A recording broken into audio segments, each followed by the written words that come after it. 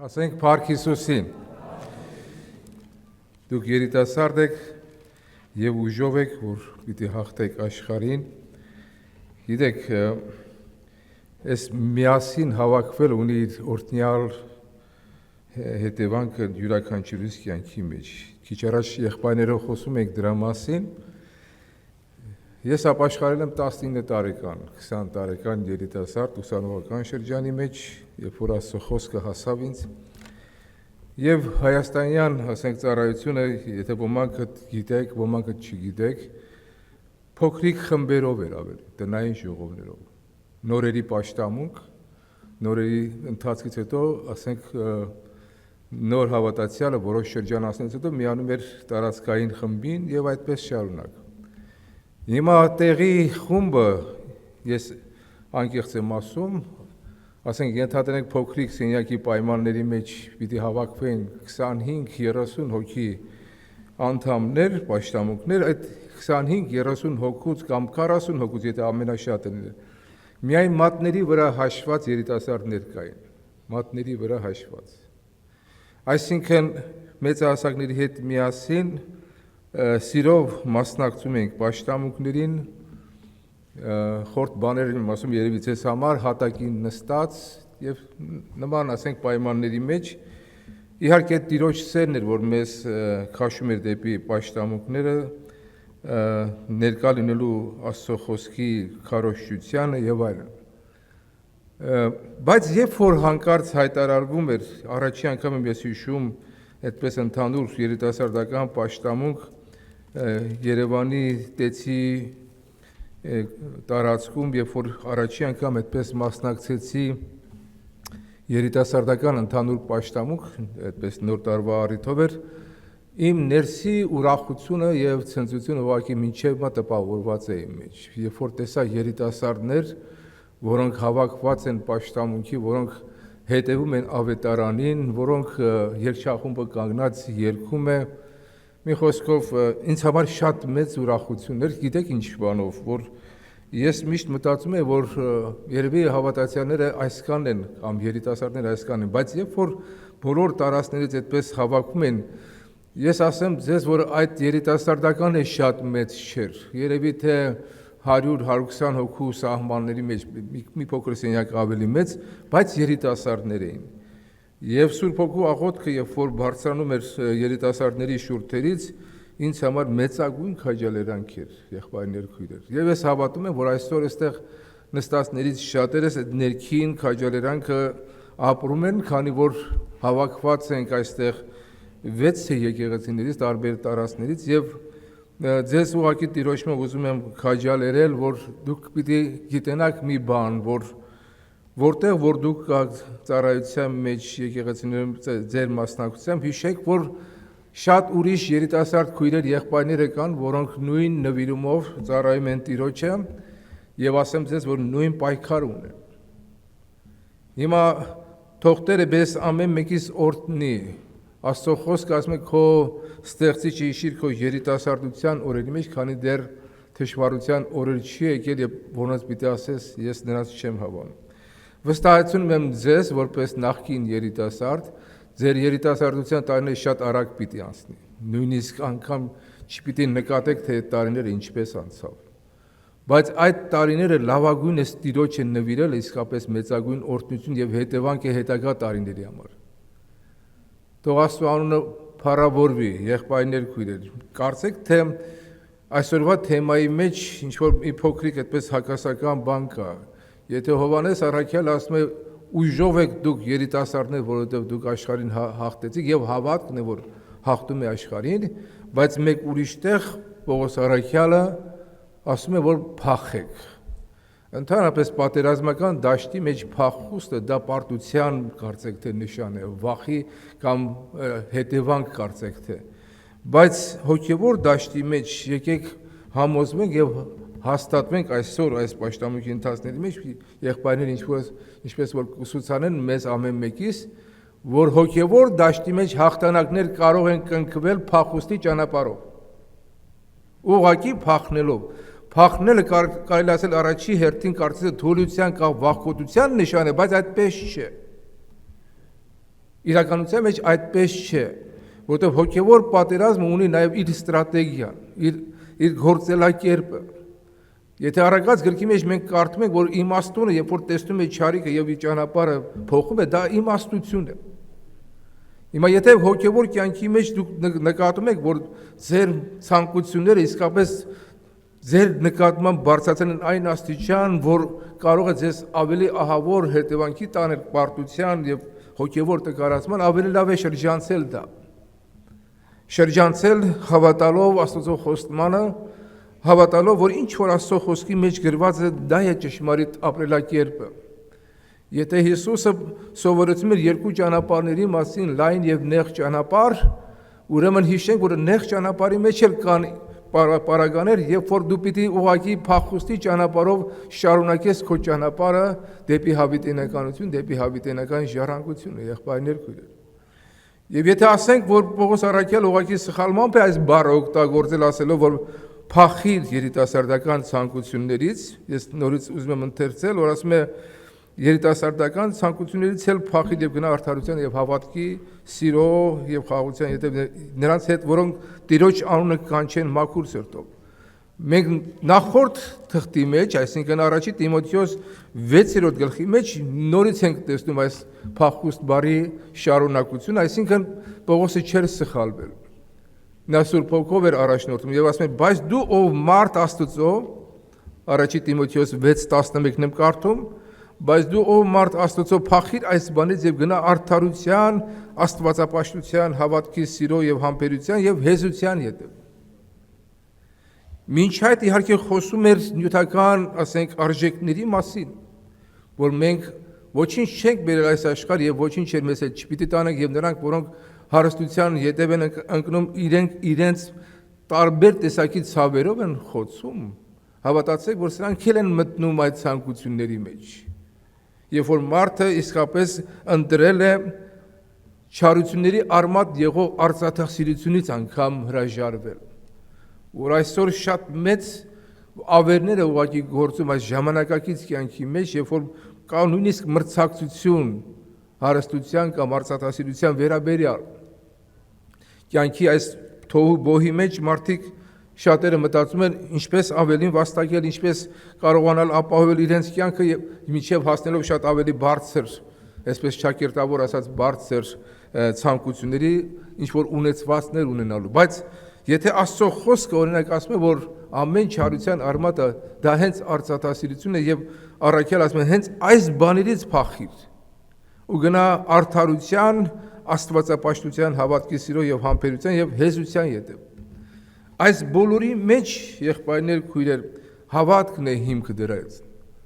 Եթե հիմա խոսում ենք նորից փախուստի եւ վախի մասին, այո, վախենալ բառը կարելի է ուղղակի դնել Աստծո վախի հետևանք եղող հետևանքի մասին։ Այսինքն, եթե մարդը երիտասարդական ցանկություններից պիտի փախչի, առաջին հերթին Աստծո վախից ելնելով պիտի փախչի։ Որտեղ նա համոզված պիտի լինի, որ այն ինչ որ Աստծո խոսքից դուրս է, այն ինչ որ մարմնի ցանկություններից է,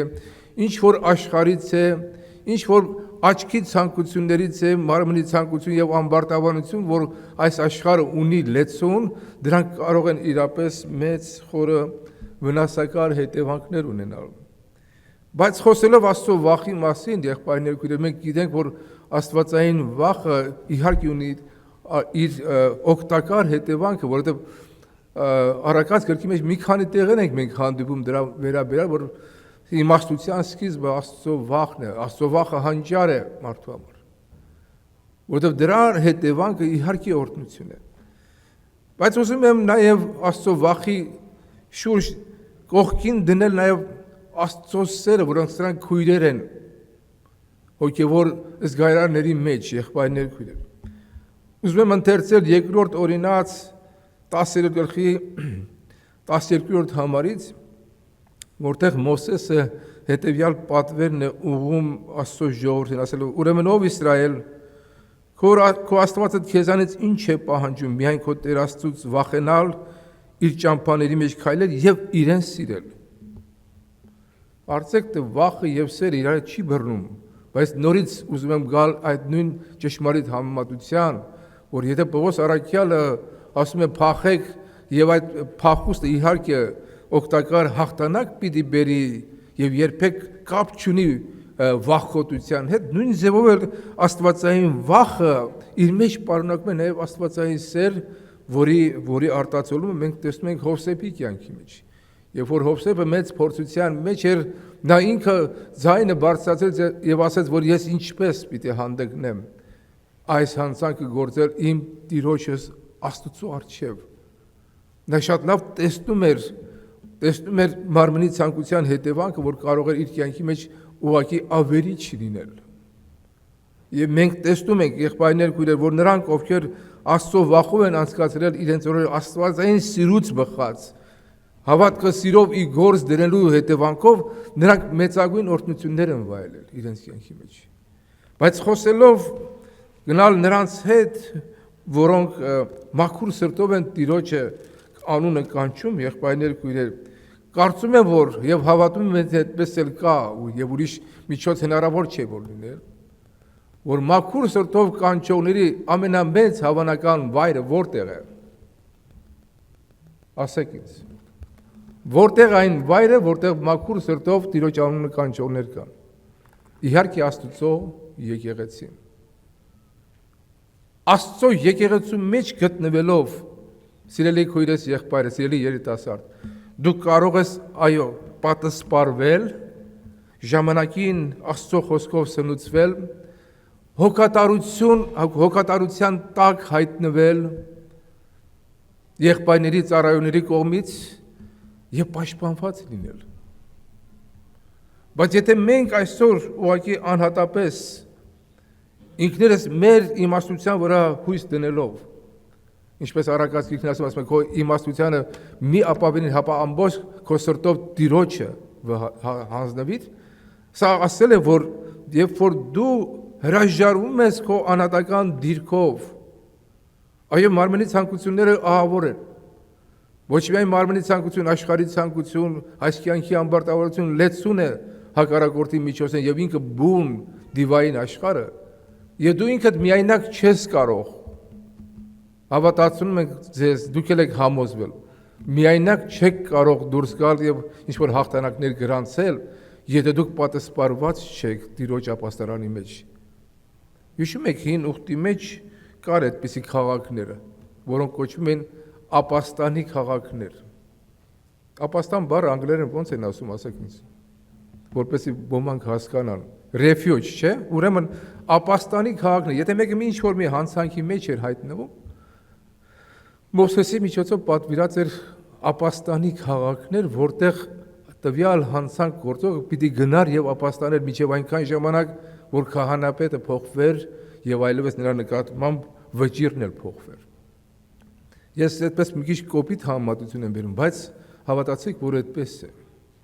Մինչեւ որ պարտություն պիտի ունենաս,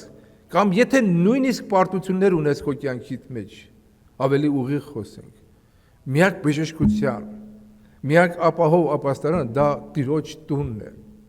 Եվ Տիրոջ տան մեջ գտնվելով, սիրելի եղբայրներ, քույրեր, երիտասարդներ, մենք իհարկե եղբայրներով, ծառայող եղբայրներով ջանում ենք, որ ձեզ նկատմամբ ավելի հարազատ հայրական վերաբերմունք ցուցաբերվի, դուք երբեք ձեզ միայնակ մի զգացեք։ Եթե ունեք որևէ դժվարություն կամ նեղություն կամ ինչ-որ պարտություններ, հարցերի լուծումներ ունեք, շատ ավելի լավ է, որպեսզի դուք մոտենաք ծառայող եղբայրներին, սպասավորներին, խորհրդակցել, միասին աղոթք անել եւ ճանապարհներ փնտրել, քան այդպես միայնակ եւ անորոշ իրավիճակի մեջ պարտության հետևից գրանցել եւ այդպես լուծումներ չունենալ։ Եվ դրա համար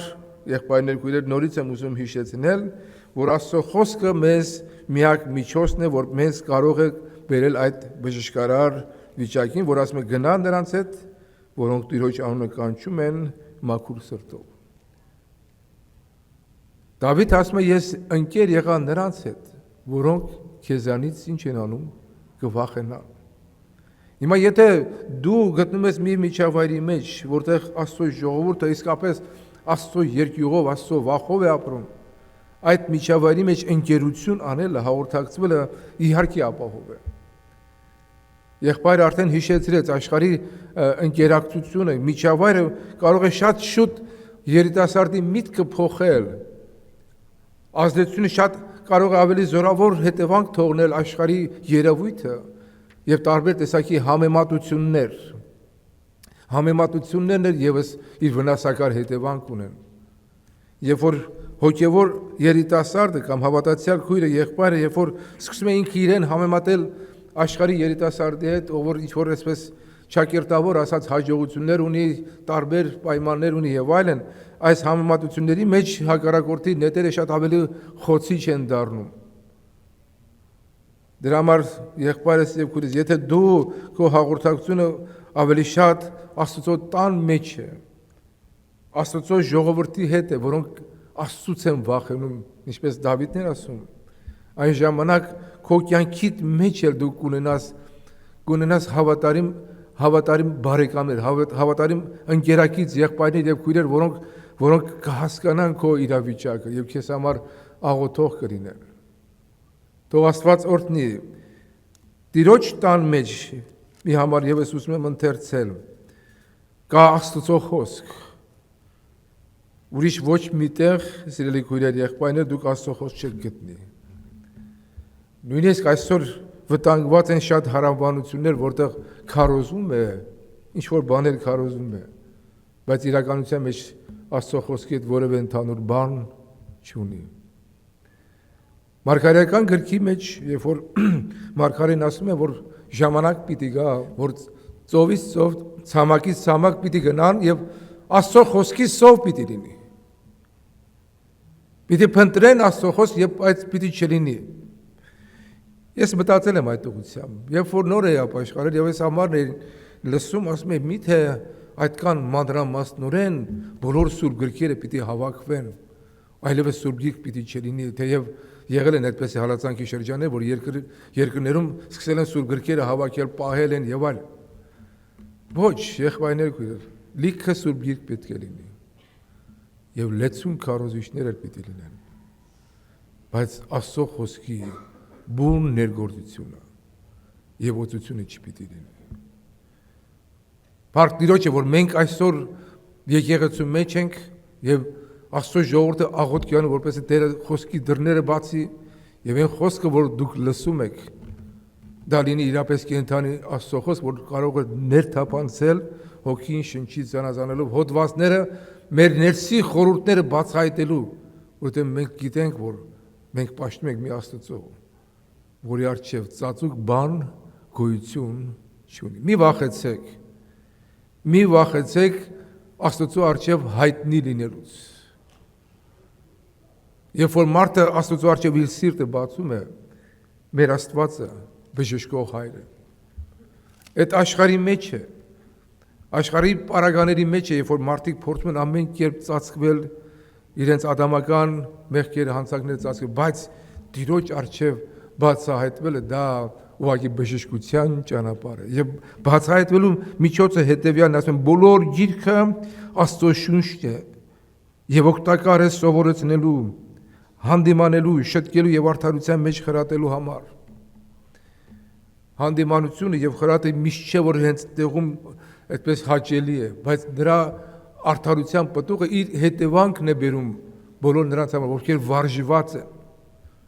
վարժված են Տիրոջ խոսքը լսելու եւ հավատալու, վստահելու, որ Տերը իհարկե բարի է իր բժշկարար ներգործությամբ, թե խրատի մեջ, թե հանդիմանության մեջ, թե ուղղելու մեջ։ Տիրոջ ասում է հանձնիր քո ճանապարհներդ եւ նա քո շավիղներդ վստահիր Տիրոջը քո ճանապարհին եւ նա քո շավիղներդ պիտի ուղղի։ Եթե մենք վստահում ենք մեր ճանապարհների մեջ Տիրոջը, նա էլ մեզ սովորեցնում է իր ճամփաները, որովհետև Տերը գիտե հեզերին իր ճամփաները սովորեցնում։ Տերը թող ձեզ բոլորից շատ օրհնի, սիրելի երիտասարդներ, քաջ եղեք Տիրոջ մոտ։ Գիտեցեք, որ այն շնորհքը, որ յուրաքանչյուրիդ վրա է, եւ այն շնորհքը, որ ձեր ոտքերը ուղղել այսօր Տիրոջ տան մեջ, դա աստվածային մեծ ողորմության հետևանք է։ Համեմատության մասին խոսեցի այսօր աշխարհի հետ համեմատվելու, բայց դուք երբևէ մտածել եք, թե այսօր շատ երիտասարդներ, որոնք այսպես ճակերտավոր աշխարհի մեջ ինչ որ վայրկների մեջ են, նրանց այդպես էլ դեռևս հասանելի չէ Աստծո կենթանի խոսքը, նրա փրկարար շնորհքը, եւ շատ կուզենային այդ երիտասարդները երբևէ հայտնվեր Աստծո խոսքը, փրկության կենաց հույսը։ Պատկերացնում եք դա հավիտենական դաշտի մեջ որքան ահավոր բան է, որ մարդը իր պատանեկությունը, երիտասարդությունը, չափահասությունը, հասուն տարիքը, ծերությունը անցկացում է այդպես ընդհանրապես ավետարին հաղորդ չլինելով եւ արժանանում հավիտենական դատաստանի։ Եթե այսօր մեզ ամեն մեկից Աստվածային շնորհք է տրվել, բախտ չեմ ասում։ Բախտը դա աշխարհի խոսքը։ Աստվածային շնորհք է մեզ տրվել, հայտնություն է եղել ավետանի, դա ուղղակի ուրախության առիթ է յուրաքանչյուրիս համար։ Այո, պայքարը կա, բայց Տերը մեր կողմն է։ Նա է, որ մեզ առաջնորդում է, նա է, որ ասում է աշխարհի մեջ նեղություն կունենաք։ Մարմնի ցանկություններ կլինի, այս կլինի, այն կլինի, բայց քաջասիրտ եղեք։ Ես ասում եմ աշխարհին հաղթել եմ։ Վստահենք Տիրոջը։ Վստահենք ամբողջ սրտով, ամբողջ հոգիով եւ սիրենք Տիրոջը, որովհետեւ վախը նորից եմ ասում Աստվածային վախը, որ իմաստության սկիզբն է եւ Աստվածային սերը դրանք այն միջոցներն են, որով դու կարող ես հասնել օրհնյալ հաղթանակների։ Իսկ եթե տեսնում ես մի տեղ, ավելի գործնական ասեմ, մի միջավայր, որտեղ վտանգը շատ ավելի մեծ է, քո երիտասարդական ցանկությունների մեջ գնելու ճանապարհը փոխիր, ուղղակի փոխիր։ Քո կարողությանը, քո իմաստությանը մի վստահիր։ Մի մտածիր, որ դու այն մեկն ես, այն զորավոր մեկն ես, որ կարող ես հաղթել ամենուրեք։ Աշխարհի վրա դաշտեր կան, հակառակորդի ներգործության դաշտեր կան, որտեղից ուղղակի պետք է փախչես եւ հեռու գնաս։